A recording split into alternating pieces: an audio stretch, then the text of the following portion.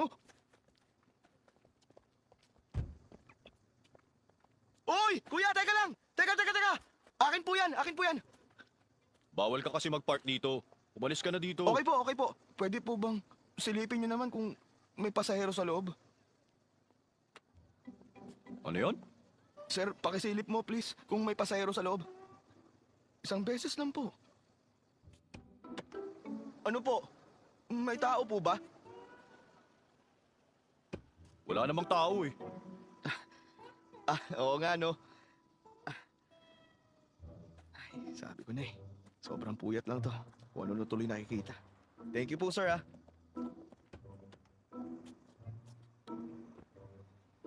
Pwede bumalik ka.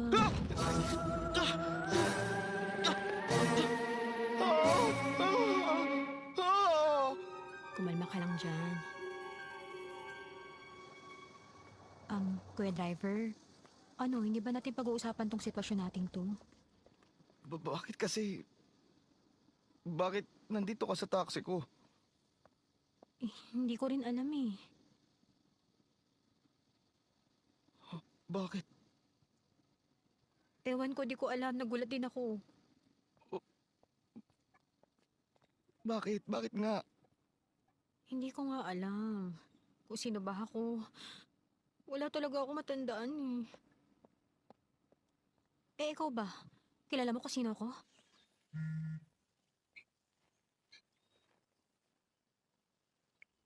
Nilipat ang kaso mo sa Dongpa Police Station. Sa loob ng 1 hanggang 3 araw, may ma-assign na bagong investigador na hahawak sa kaso mo. May bagong detective na hahawak.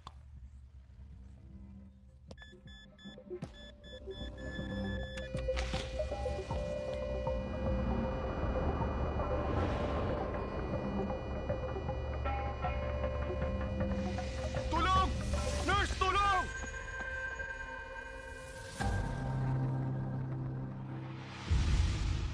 Malay ko, ngayon lang kita nakita, no? Ay, huwag ka na nga matakot. Tingnan mo na ako.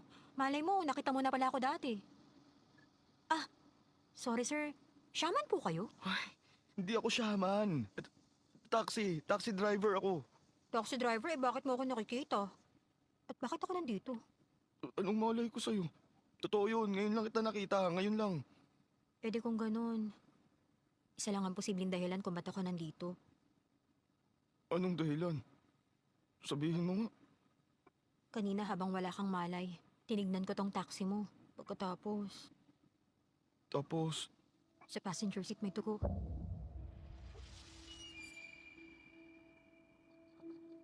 Tugo?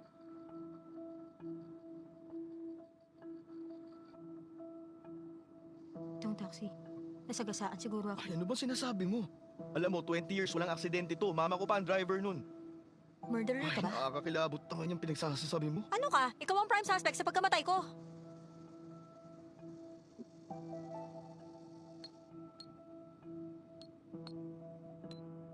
Ang arte kasi nila. Bisikan ko lang ng dugo tong skirt ko. Ano ba yan? Grabe kayo. Nagkalat kayo ng dugo.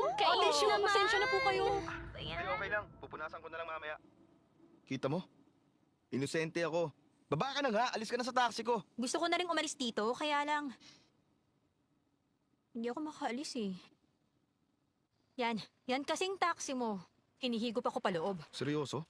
Nakatayo ka na rito sa labas ngayon. Eh kung umalis ka na kaya... Hindi ganon. Tingnan mo.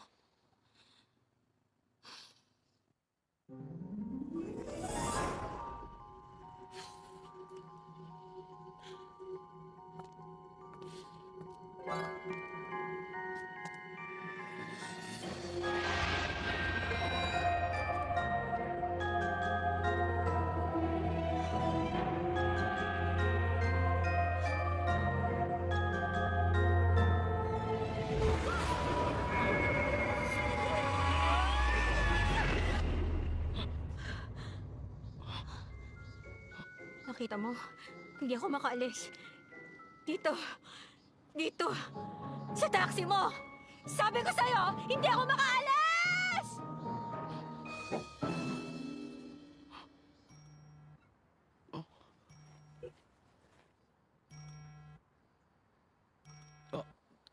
Meron na akong pasahero.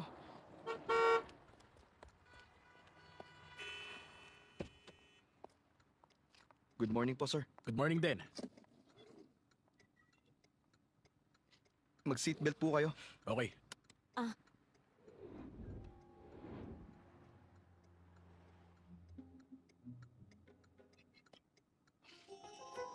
Okay, alis na po tayo.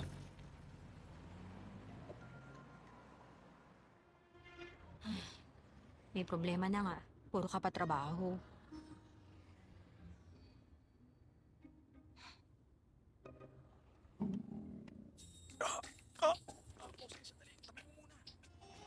Bossing, teka, itabi mo nga muna. Patabi mo muna.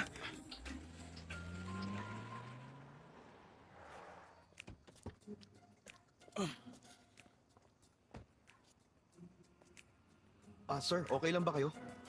Oo, mas okay nung nakalabas. Ha? Bakit ganun? Hindi ko naman to naramdaman nung sumasakay ako sa'yo noon. Ewan ko, pakiramdam ko kasi may kung ano sa taxi mo eh. Nakakakilabot. Tayo balahibo ko eh. Pasensya ka na ha. Next time na lang, sakit kasi ng tiyan ko. Book na lang kita ulit. Pasensya na.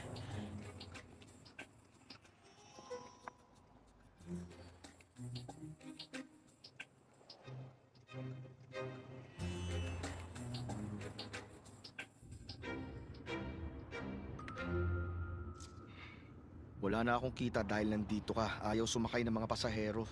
Paano na ngayon yung mga suki ko, ha? May babayaran pa akong loan. Anong kinalaman ko doon? May pruweba ka ba na ako talaga ang dahilan ba't sumasama ang pakiramdam nila? Hindi mo narinig yung pasahero? Kinilabutan at tumaas ang balahibo. Di ba ganun kapag may multo? Sino ba ang multo sa atin? Di ba ikaw?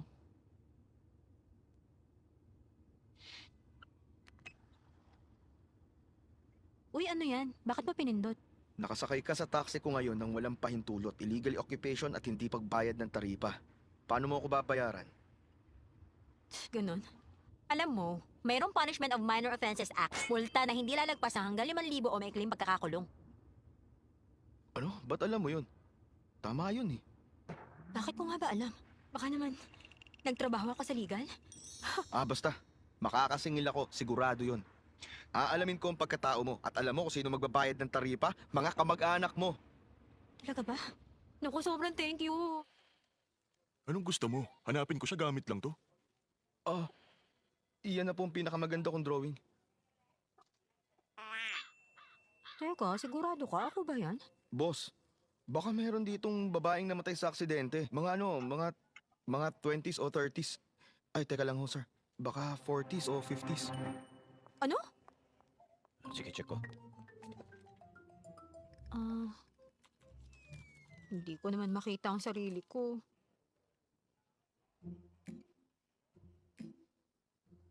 Hi, hello po. Hello po. Hello po. Hello po. Bakit ganun? Base sa boses ko, parang hindi naman ako ganun katanda. Kuya driver, bakit? Mukha na ba ako lola sa'yo? Sorry, wala pong match.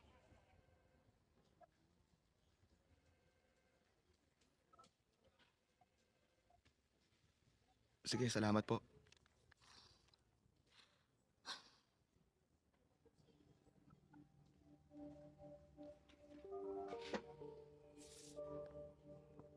Uy, teka.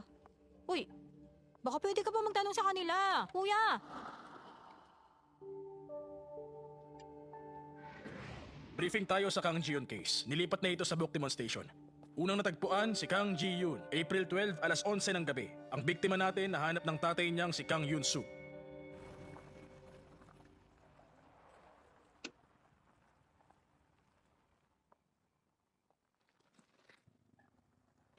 Di man lang ako nakakain ng buong araw. Alam mo kaming mga driver, kung anong kinita namin, yun ang pangkain namin. Wala akong kinita ngayon. Grabe. Iba ka rin talaga, no? Sobra ka buong araw na lang. Puro pera-pera na lang yan buka bibig mo. Kainis. Dapat ang iniisip mo ngayon kung paano nangyari to sa akin. Wala ka talagang awa. Kapag hindi ako nakapagbayad, mareremata ng bangko ang bahay ko. Bakit? Kaya mo bang isalba ang bahay at ang lola ko? Kaya kung pwede lang, umalis ka na ngayon dito. Umalis ka na sa taxi ko!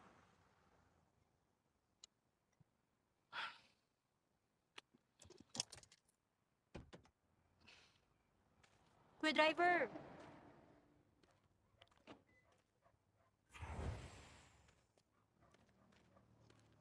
kuya. Teka lang.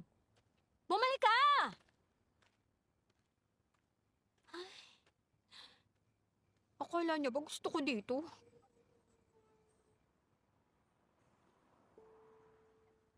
Ay. Bakit ganun? Nawawala ba talagang ala-ala kapag naging multo na? Ay, ano ba yan?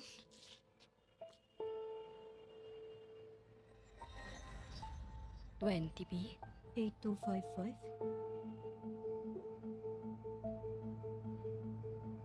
Parang pamilyar. Bakit?